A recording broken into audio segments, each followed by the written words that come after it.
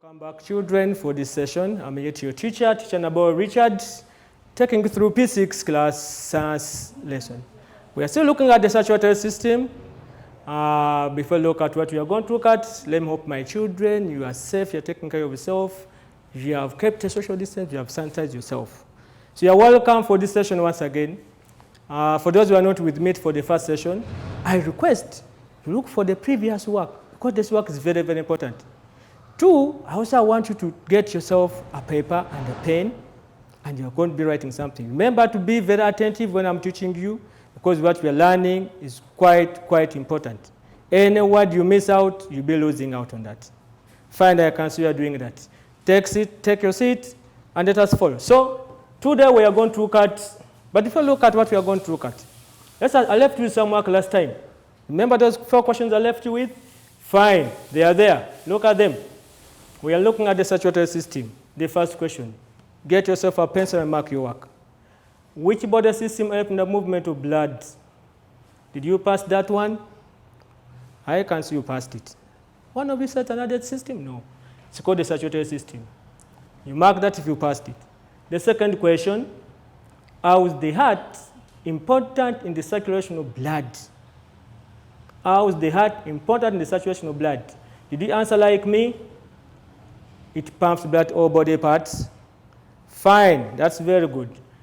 3, what name is given those muscles of the heart? So these are special muscles. These muscles are what we call the cardiac muscles.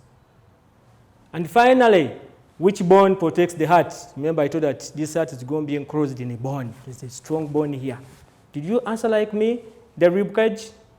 Who got 4 out of 4? Good. Somebody failed one. Oh, I can see you misspelled the word cardiac. Can you do the collection for that? Fine.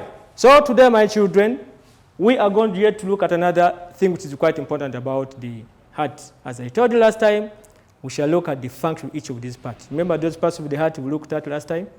Can anybody remind me any part of the heart? Yeah, I can see. Pulmonary vein, okay. The aorta, fine. Which other part? Septum, good. Valves, fine. We are first of all going to look at our heart. So at the end of this day, we are going to look at the function of each of those parts of the heart. Second, we shall see how our heart works exactly. Is it about mere pumping? I can somebody touch it, things just pumps? No. Then finally, we shall see how is the heart adapted to that function of pumping blood. So that's what we are going to look at, children, today. So we are going to first of all look at our heart once again. I know those words were very challenging and tough. So can I look at the heart once again? Let us remind ourselves of those parts of the heart. We are going to do it together. We say the heart has got 4 chambers. I told that one last time. The upper chambers are what we call the auricles. The lower chambers are what we call the ventricles. So we have 2 auricles, 2 ventricles. So the one on your right, use your hands.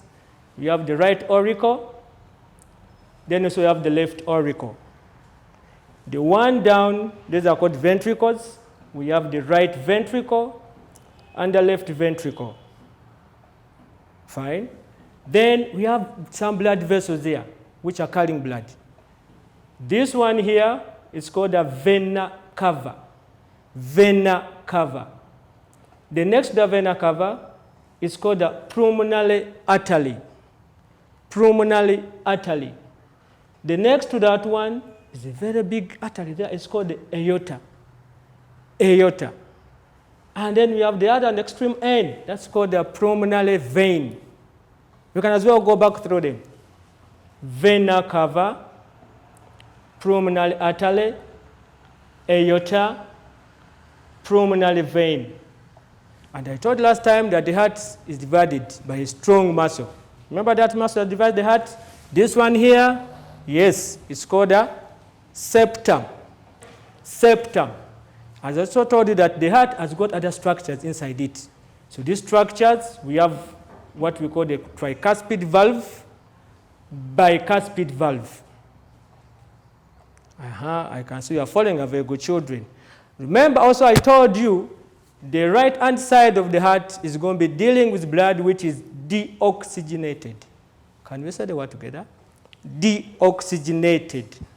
while the left-hand side is going to be dealing with blood which is oxygenated. So today we are going to look at the function of each of these blood vessels here. So what is the work of the vena cava?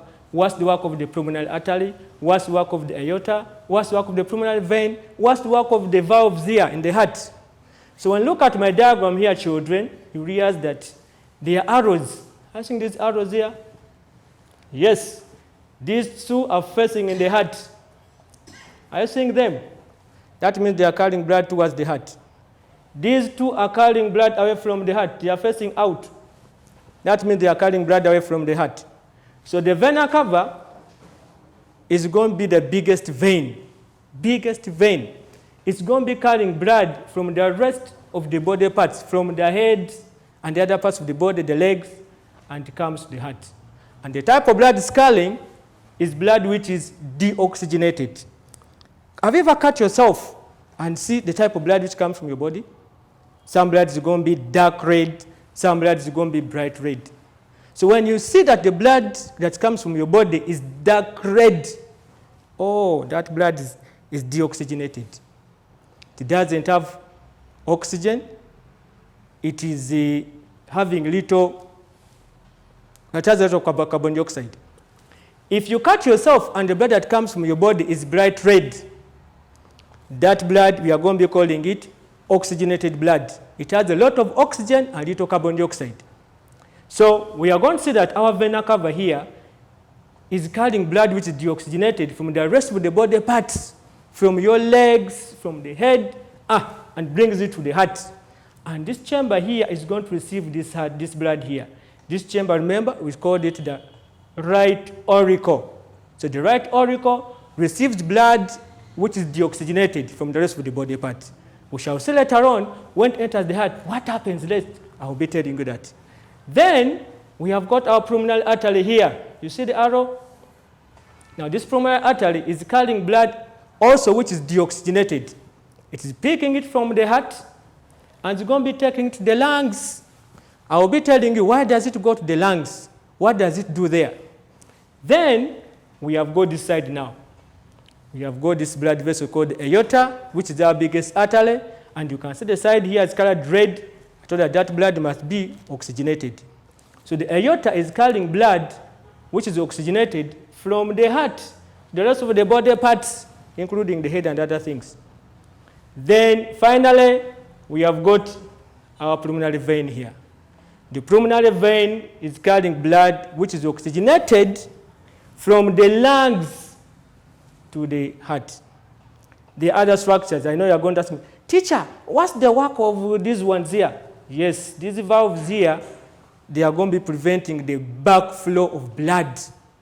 They prevent the backflow of what? Blood. Once the blood enters the heart, it's not allowed to go backward. And once that one happens, then you are going to get a problem with your heart and you might even die.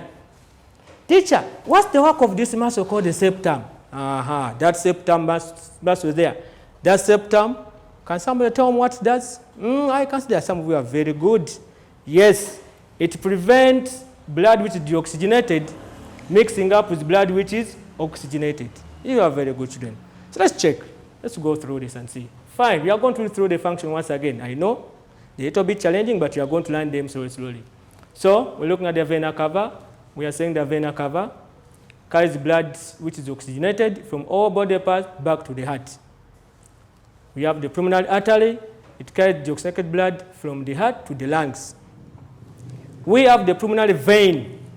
It carries oxygenated blood from the lungs back to the heart. We have the aorta. It carries oxygenated blood from the heart to all body parts. We have the valves. We've said they prevent the backflow of blood.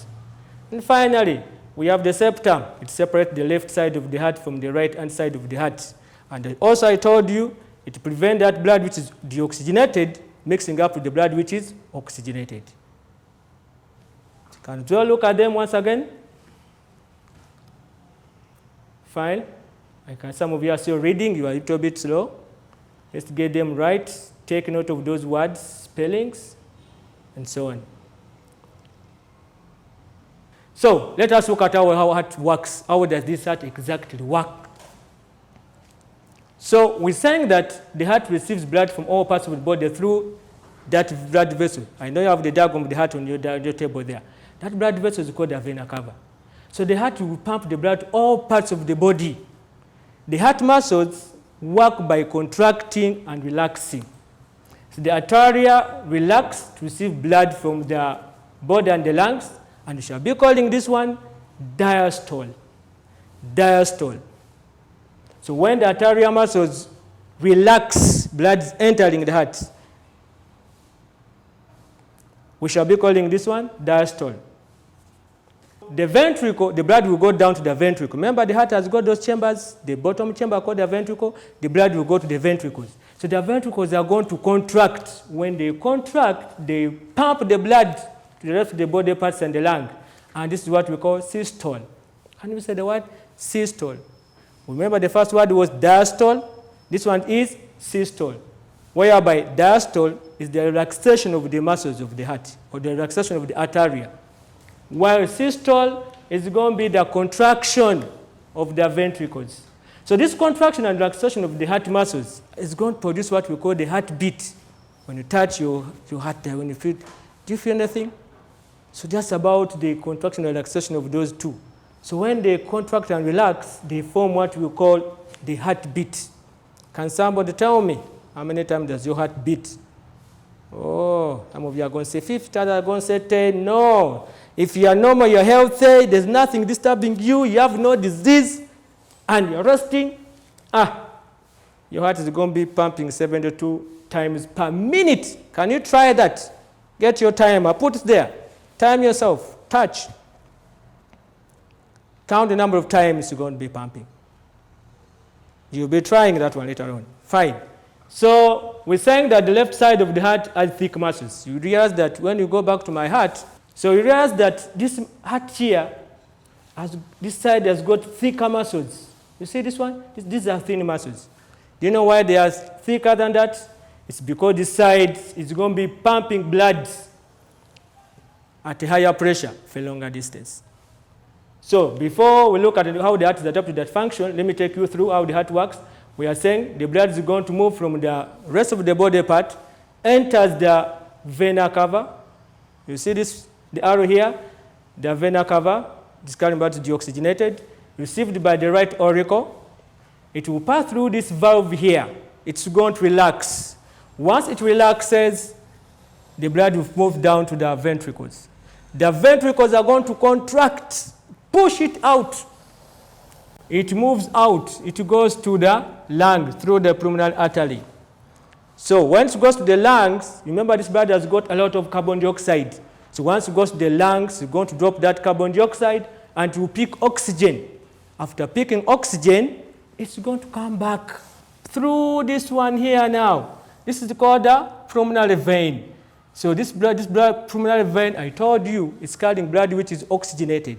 The blood has already been oxygenated. So it comes back to our heart. It is received by the right auricle. You can see the auricles are going to relax.